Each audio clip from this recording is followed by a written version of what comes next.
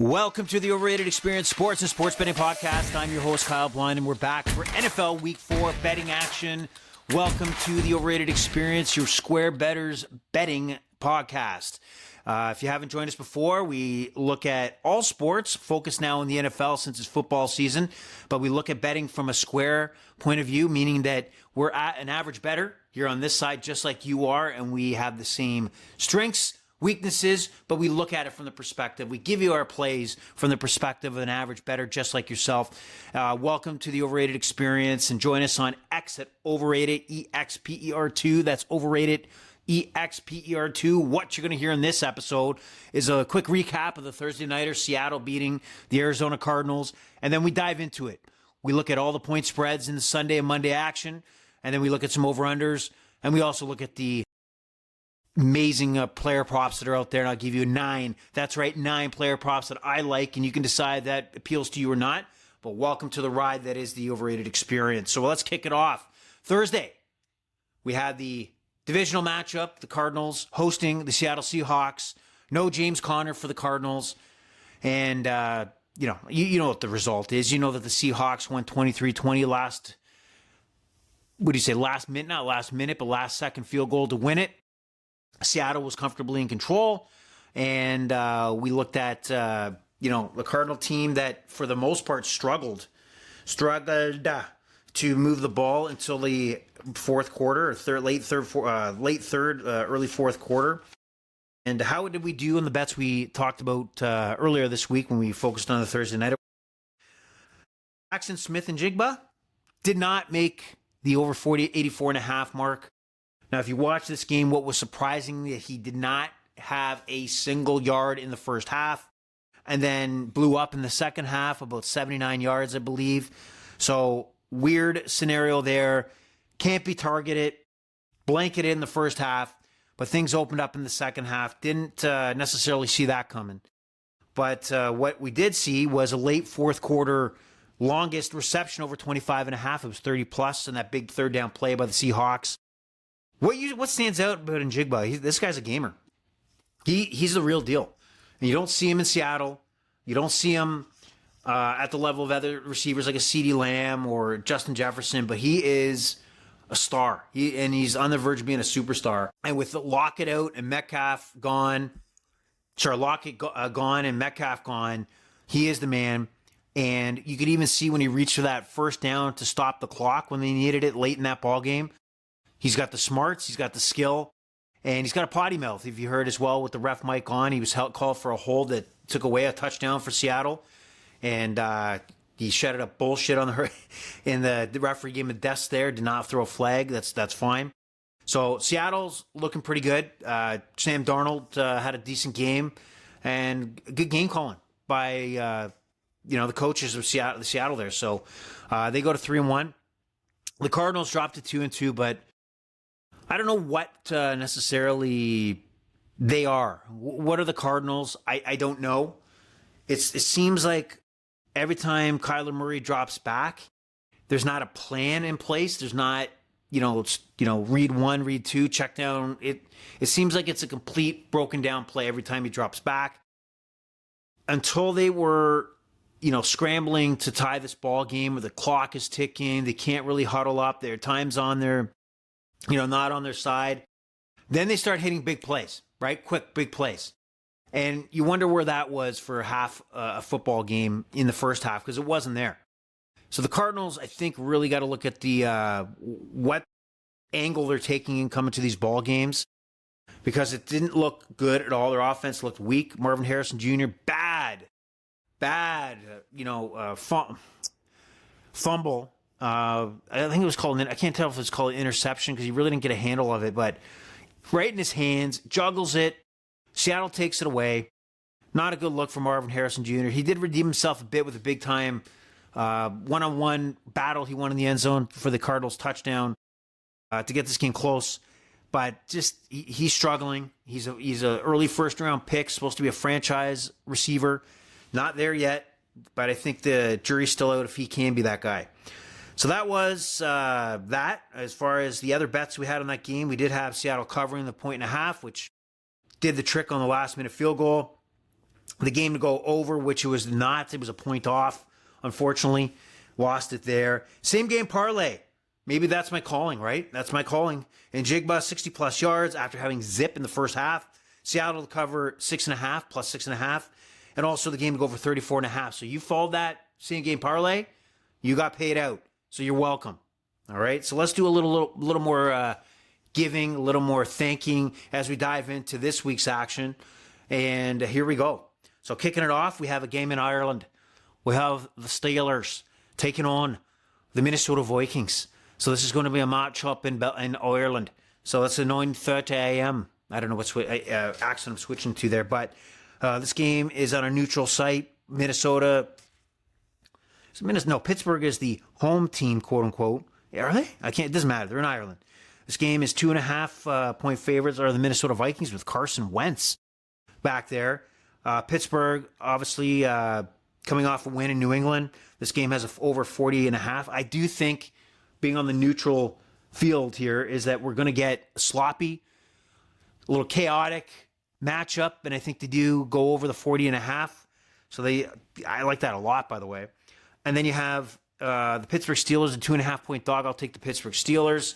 Still, Carson Wentz blew out the Cincinnati Bengals, but they're not the Pittsburgh Steelers. The Pittsburgh Steelers have their flaws, have their injuries, but they're smarter, better coached, and will come in ready to go here. And I think knock off the Minnesota Vikings straight up anyway. So moving on to the first 1 o'clock, we have a big juicy matchup. Philadelphia, defending Super Bowl champions, coming off what bettors might call the worst beat in a long time. Where the Rams looked like they were going to cover the 3.5. Not so. Blocked field goal, return for touchdown. Not good for you sports bettors out there that took the Rams plus 3.5. But they go into Tampa Bay where they could struggle. They haven't dominated Tampa Bay in any sort of fashion at all. So 3.5 points are the Eagles' favorite by. This game's over-under is 44.5. And where do I like it to go? Well, I like it to go over. I like Baker to step up, start chucking some passes down the field. He will not have Mike Evans in the lineup, but he does have Chris Godwin back. So that does help a little bit. And, where do I see this happening is I see the Eagles winning by a field goal. I see the Tampa Bay Buccaneers covering. And I do see, here's the prop in this game you want to know about, and that is Sterling Shepard. Yeah, Sterling Shepard. Not Nguba, what the hell the wide receiver's name is there, the rookie. Not Godwin. It's going to be Sterling Shepard over 33.5 yards receiving. His last 4 games, and the only 4 games, last 3 games, are 80 yards receiving, 34, 39. And with Evans out, you got to think Sterling Shepard's going to be up the depth chart. It's going to be even more of a factor in the offense. So I do like Sterling Shepard to continue success, probably hit the 40s in his receiving yards. And let me take a step back. All right, that previous game in Ireland. And I have Aaron Rodgers over 202 yards passing, over 202.5 yards passing. I like the over for Aaron Rodgers to start slinging it in Belfast. If that's where they're playing, I think it is. So Sterling Shepard in the Tampa Bay game, over 33.5. But the Eagles don't cover, but I think they win. But Tampa Bay does cover. That's confusing, I know, how I said that. But that's all you need to know is Tampa Bay will cover, and this game's going to go over 44.5. The survivor pool pick of the week. Is everybody not taking the Buffalo Bills? If not, maybe you're looking at the Chargers, Lions, potentially Patriots, maybe Falcons. I don't know. But the Bills were 16.5 point favorites. Now they are 15.5 point favorites over the New Orleans Saints and absolutely got absolutely pasted by the Seattle Seahawks in an ugly matchup. The game is over mid-first quarter. What's the Bills' mindset here? Is that are they going to pour it on? Do you see them pouring it on, this New Orleans Saints team? I don't know. I see the Bills covering. And I only see the Bills covering because I can't depend on the Saints here to do anything. I mean, could they cover? Sure. That's only if the Bills take the foot off the gas.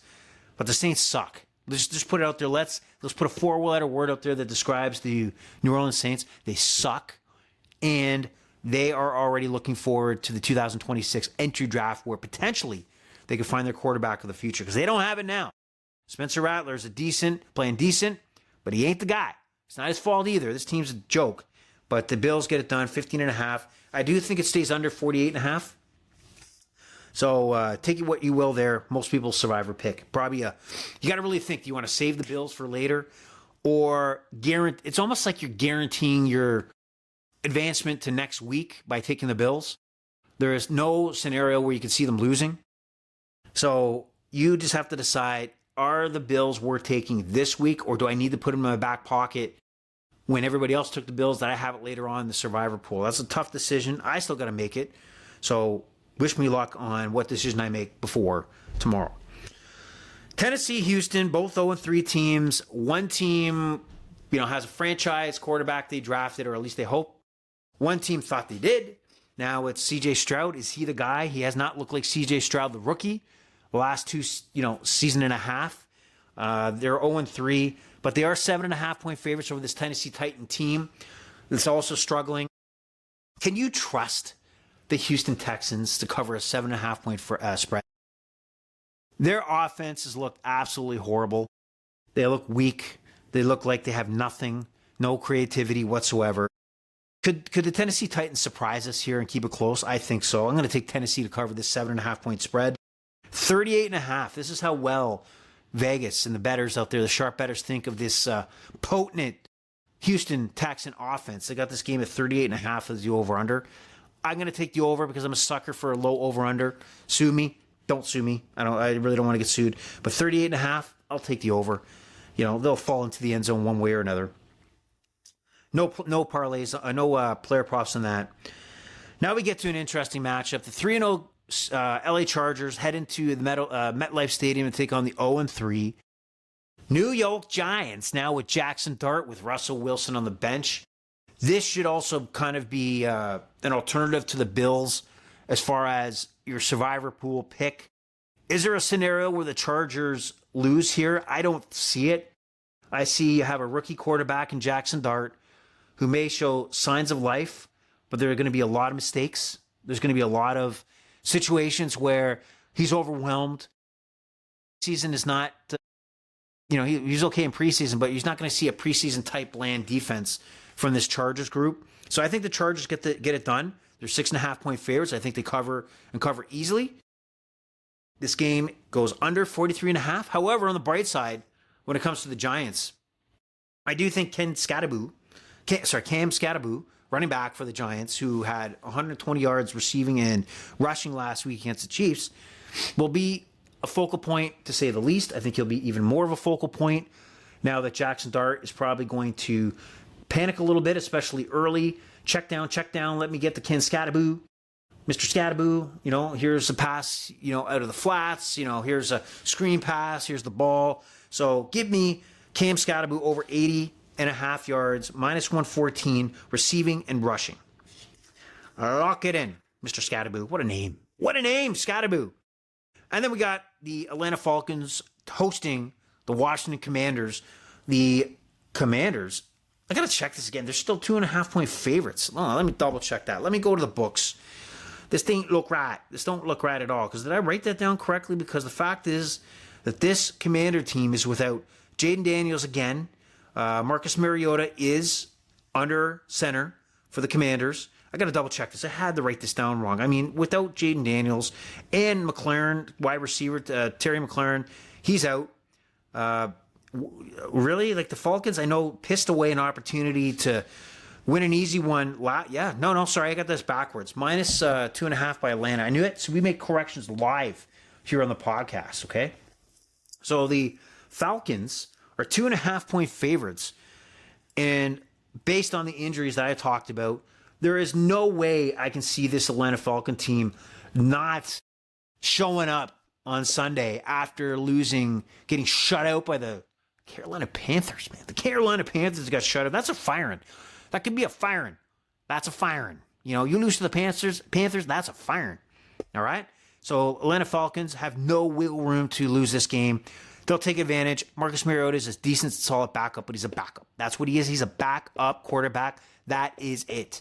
So they cover the 2.5. Atlanta does. This game goes under 45.5. This is going to be an ugly, grind-out kind of football game. in Georgia for the Falcons. Moving on to interesting matchup if you live in these cities, I guess. But New England is hosting the Carolina Panthers. The Carolina Panthers are on a 1-game winning streak. +5, though. 5.5, +5.5 dogs are those Panthers. And the Patriots losing last week, 5 turnovers against the Steelers. What do we make of the Patriots being a 5.5-point favorite? Well, it goes against my better judgment, but I'm going to take New England in this one. To cover the 5.5. This is going to be a sloppy game. 43.5 over. You got it. Take the over. Take the O. Drake May is going to throw the ball up. He's going to get over that 210 yards. Is that 200 and a half? No, man, is that 200 yards? I think 210.5. I got him over 210.5. -114. Give me the over, and give me the over on Drake May to cover that passing total. And give me the Patriots to cover that 5.5. Panthers are still shit, regardless on that 1-game winning streak or not.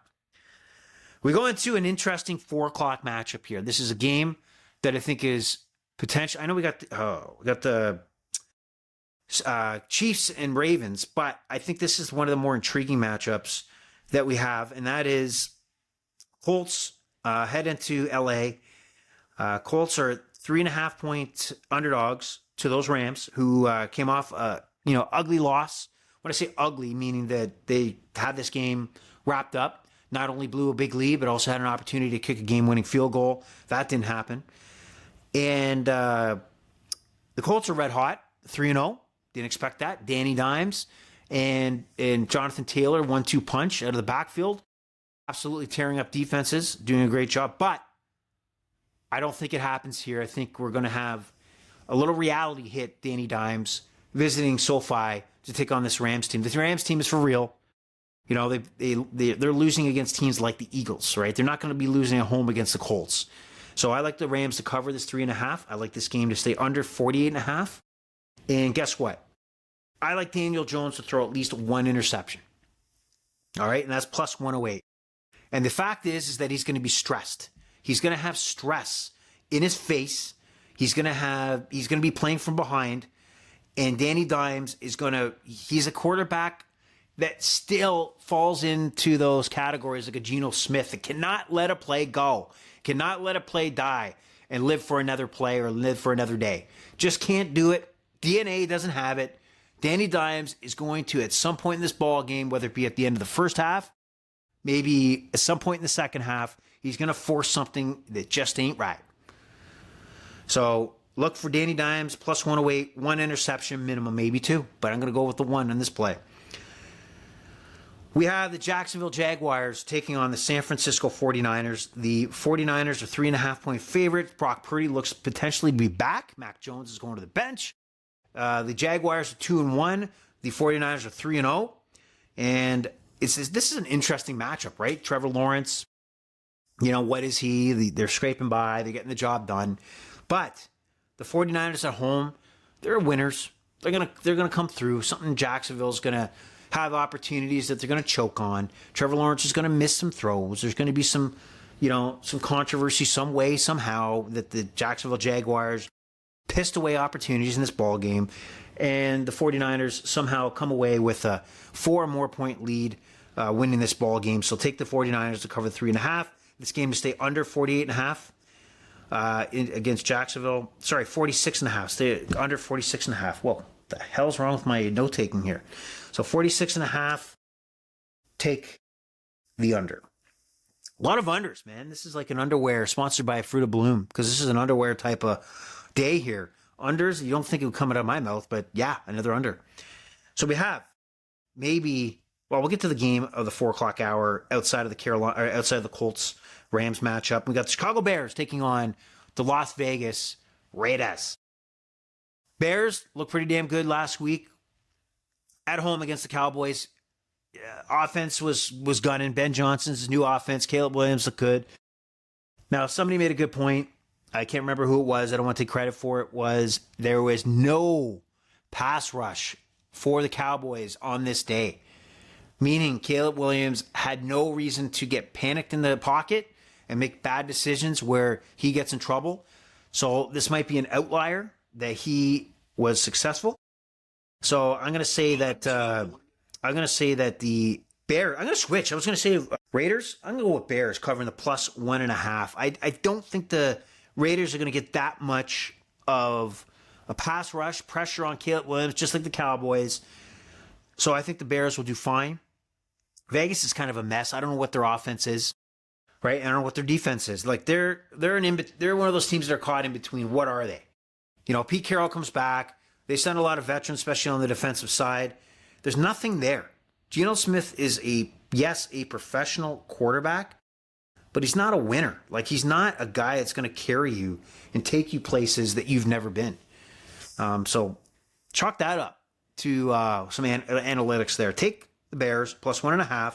This game to stay under 47.5. I do see, missed opportunities on fourth down conversions, pickoffs. Like it's just not going to be red zone like efficiency that you've seen, let's say, on Monday night with Baltimore and Detroit. So we have the big one here. We have Baltimore and Kansas City. Kansas City right now, I'm looking at the latest is that actually Baltimore's a 2.5-point favorite over the Ravens, and Kansas City 1-3. One of these teams is going to be 1-3, right? One of these teams is going to be 1-3. Can you picture in your lifetime, since you've known Patrick Mahomes and the Chiefs, to be 1-3 to kick off a season? Baltimore's a 2.5-point favorite. It makes sense to why they're a 2.5-point favorite. I hate to do this, and I hate to bet against Mahomes, but I'm going to do it. I'm going to take the Ravens -2.5. I'm going to take the Ravens. I can't believe I'm saying it, but I'm going to do it. And I'm going to take Kansas City and Baltimore to go under 48.5. No props in this one. Game stays under. It's going to be a grind, but the Ravens get it done. Kansas City 1-3. Mark it down. Sunday nighter. Is there anybody looking for revenge in this game? Green Bay visits Dallas. Dallas not in a good spot right now. They got smoked by the Bears. CeeDee Lamb is out. What do they have left? They have no... This defense sucks. This Cowboy defense absolutely sucks. They're terrible. Nothing like every other team puts pressure on a Bears offense except the Cowboys, right? And your only chance in these games was to win 35 games. Like your offense just there's a little bit more than that other offense, and their offense is not going to be on high gear here without CeeDee Lamb. And you got the fact that you got Lamb out and you got Micah Parsons coming back, the guy who would have given you a presence on the pass rush. This is absolutely awesome. Absolutely awesome that we got this matchup. Packers do have to redeem themselves after a big loss in Cleveland last week. And keep in mind that loss in Cleveland killed a lot of people in the survivor pools, man. That really didn't do me. I thought Joey Flacco might do something. But to be honest, Joey Flacco, not so, it's not him. And I think that's, as soon as I said Joe Flacco, I realized I missed the Detroit game. I'll get to that one in a second. So I like the Green Bay Packers to cover 6.5. I don't think you're going to see much out of the Cowboys here. This game to go over 47.5. I got to believe that the Packers are going to try to run up the score. And you'll have the Cowboys in junk time, maybe pop a few in. And then you got, Cowboys are dead. They're toast. So let's look at it here. The Cowboys are toast. I also forget. All right, hold on a second. Let me pause for a second. Let me circle back. In that Bears game, I got Rome Adunye, second-year receiver, to be over 22.5 as his longest reception, -122. He's been in the 30s the last 2 weeks on his longest reception. So just remember that. And then what else do we have? We have, as I'm watching a soccer game that's not going my way, just to let you know, Monday nighters, we got two again. We have the Miami Dolphins hosting the New York Jets. 2.5-point favorites are those Miami Dolphins at home. That's the only reason why they're favored. This game's only going to get attention because it's on Monday night, right? And maybe it's only going to get attention until the Cincinnati-Denver game starts an hour later. But if you're going to watch it and you got to make a pick on it, hard not to take the Dolphins at home. I don't know what the Jets are. I don't know if they're better with Justin Fields coming back. It looks like he's going to play. And is he going to provide more juice to that offense than Tyrod Taylor did? I don't know. But I know the Jets are not going anywhere. The Dolphins at least looked a little bit credible against the Bills, almost pulled that out, except for the terrible interception by Tua. And speaking of Tua, like, he's all over X. Somebody, I guess, talked about the criticism that Cam Newton or others had of his playing. And he's up there at the podium talking about, let's see somebody else come up here and do what I do and how hard the job is. Somebody's got to get to him, just tell him to shut the fuck up. Just shut the fuck up, Tuish. Nod your head. It is adding fuel to the fire. If you're obviously getting bugged by people's commentary, and that's what X is. It's like, when people are commenting, they're looking for hot takes. They're looking for you to react. You just are adding fuel to the fire. Why? Why? You don't need the heat, right? You're playing like shit, right? You played decent, I guess. You're playing shitty because you played pretty decent at some points in that game against the Bills, but then fell apart with that poor decision to throw that interception. At your stage in your career, shouldn't be making that mistake at that time. So shut the fuck up. Throw the ball to Tyreek. Get him over the 68.5 yards. I have him down as being over for his player prop, and then we'll be fine. Miami Dolphins will win this game, field goal or better. This game will go over 44.5. We'll forget about this game because nobody really wants to watch it. And then we'll move on an hour later into the Cincinnati Denver Broncos matchup, which is the second Monday nighter of that week 4. I think this spread's a little too high. I think the Broncos being in a 7.5 point favorite at home makes sense if we were looking at this line at the start of the year, knowing that Jake Browning was going to be quarterbacking this team and Joey Burrow was going to be injured. But if you've watched, Bo Nix has been okay. He has been great. He's missed, even last week, he missed a critical throw that should have been a touchdown instead of a field goal early in that second half that led to the Chargers being able to come back and win that football game. Bo Nix is not sharp right now. He's not dealing an effective offense that we would expect based on what we saw last year. So he's not pumping on all cylinders. I'll tell you that right now. I don't think they should be in a 7.5 point favorite. I gotta believe that Jake Browning, 2 years ago when Burrow went down, he was solid. He performed well. Right now, he has not performed well at all. I gotta believe it's going to turn around. I have to believe it's going to be at least average play from Jake Browning coming into this game against Denver. He's got too many weapons. Slow down. Give it to Chase. Give it to T. Higgins. Chase Brown's got to step up, man. He's done nothing, running the ball. So I got to believe that Jake Browning is going to be the guy. It's going to look a lot better on Monday night in Denver.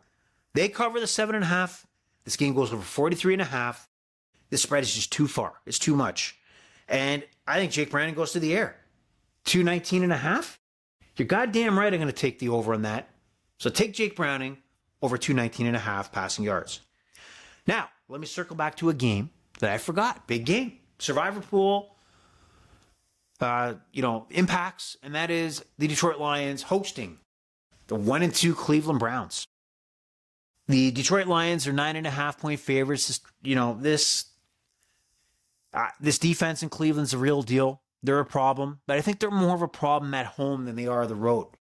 I didn't think Baltimore had much of a problem, hosting the Browns. They put up some numbers against this defense, and at some point, when this offense can't roll, and they can't, all right, don't kid yourself. Joey Flacco 2 years ago was moving this offense. He ain't doing it now. Okay, so look for the Detroit Lions to cover this spread of 9.5.